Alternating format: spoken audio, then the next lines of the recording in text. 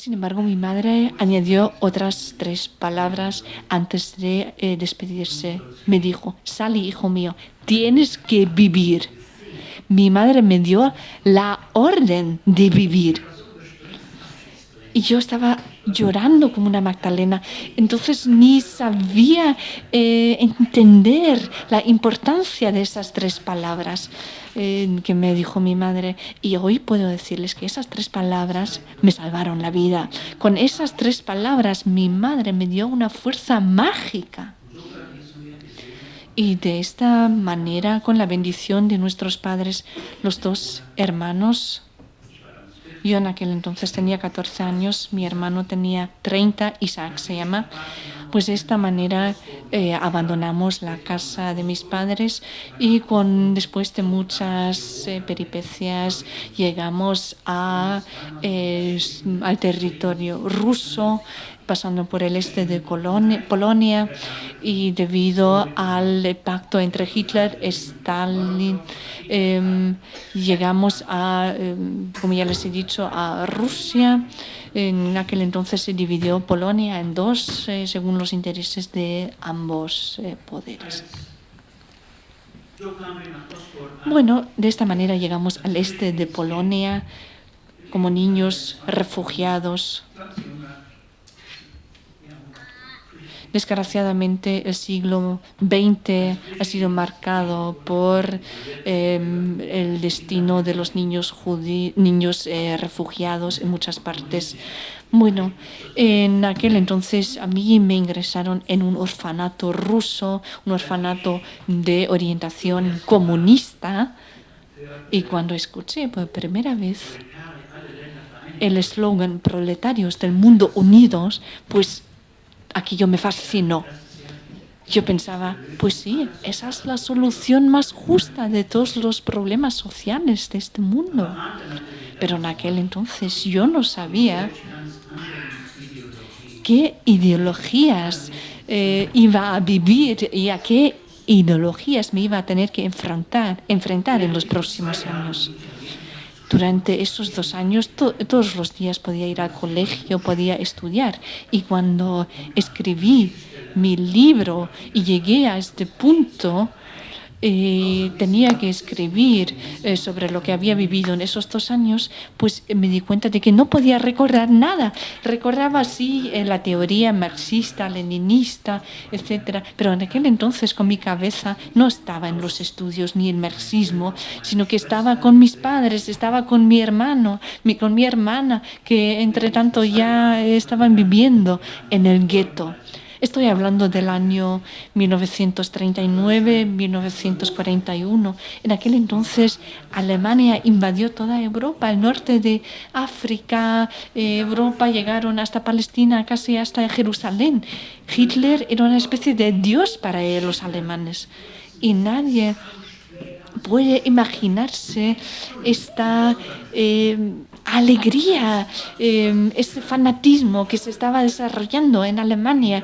Cada hora se daba noticias sobre nuevas victorias de Hitler. La Iglesia incluso declaraba que Hitler para ellos era Jesús Cristo en persona. El obispo Müller de Münster dijo aquella frase. Sin embargo, lo que le faltaba a este Führer para la victoria final, la última victoria, fue la Operación Barbarossa, es decir, la erradicación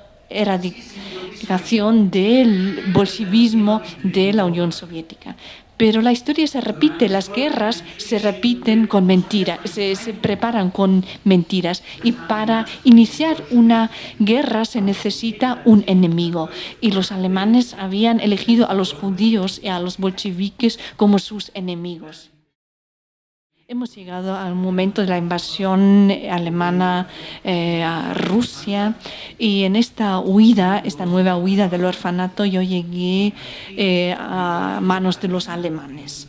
Los alemanes empezaron a seleccionar a los judíos entre los refugiados, y el soldado me preguntó claramente: ¿tú eres judío o no? Entonces me acordé las palabras de mi padre: siempre vas a ser judío, nunca lo olvides. Y digo, claro, pero si lo digo me van a matar al instante. Pero en este momento también escuché la voz de mi madre que decía que tienes que vivir. En este momento tenía que decidir entre cumplir con el mensaje de mi padre o el de mi madre. Tenía que optar entre mi religión, entre morir una muerte de mártir o vivir. Entonces yo seguí las palabras de mi madre, tienes que vivir. Entonces negué mi ascendencia judía y en este momento escuché la voz de mi madre. Todo el miedo se fue, se voló y con una voz segura dije, no, soy alemán de origen, no soy judío.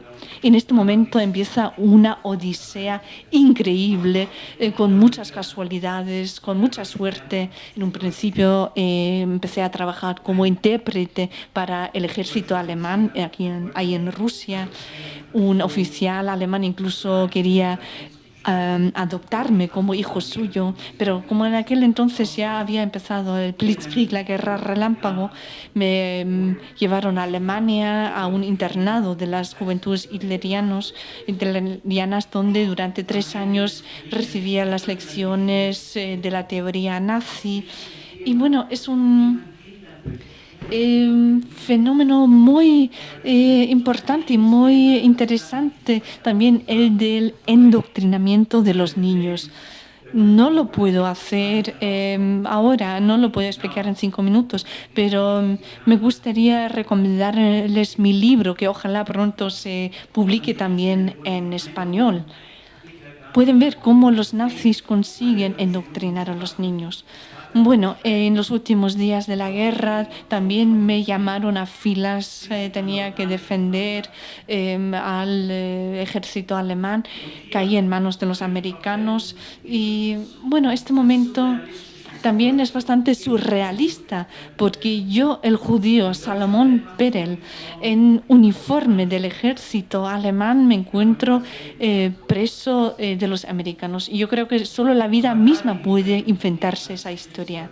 Pero a las juventudes hitlerianas no se les consideraba criminales de guerra. Entonces, a los 3 días nos liberaron. Para mí la guerra había acabado.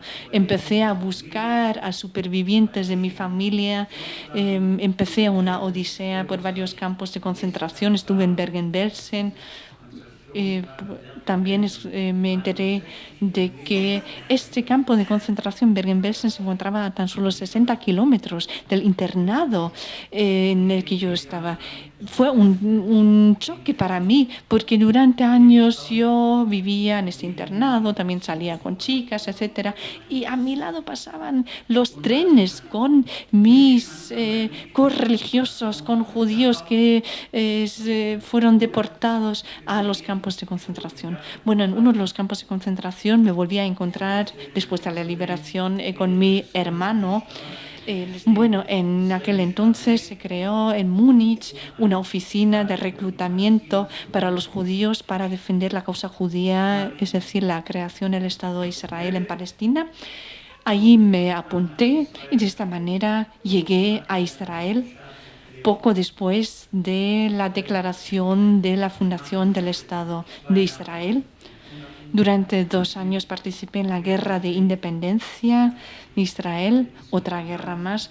En Israel la guerra me ha perseguido, me ha rodeado durante toda la vida. Bueno, para terminar quisiera decirles lo siguiente. Muchos me dicen, no cumpliste con el deseo de tu padre, pero sí lo cumplí.